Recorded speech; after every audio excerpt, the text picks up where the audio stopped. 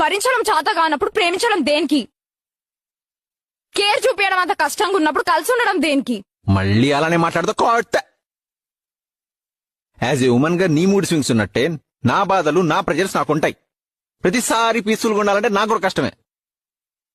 భరిస్తా, love and care చూపిస్తా ఎప్పుడు, నా మూడ్ కూడా కరెక్ట్ గా ఉన్నప్పుడు.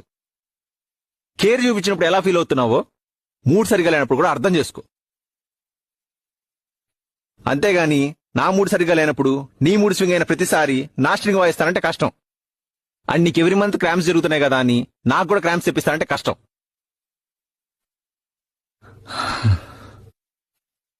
నేను మాట్లాడిన దానికి నేను నీకు సైకోగాళ్ళకి కనిపిస్తే నేనేం చేయలేను, నీ బ్రేకప్ని యాక్సెప్ట్ చేయడం తప్ప.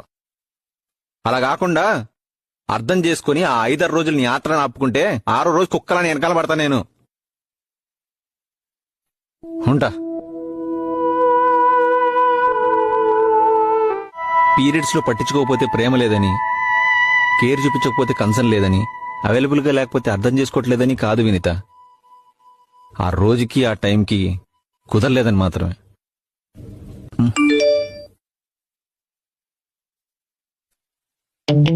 దీన్ని నేను తప్ప ఎవడూ భరించలేడు, ఆ విషయం దీనికి కూడా తెలుసు. అందుకే నన్ను వదలదు. నాకు ఇది తప్ప ఎవరు నచ్చరు, ఆ విషయం నాకు తెలుసు.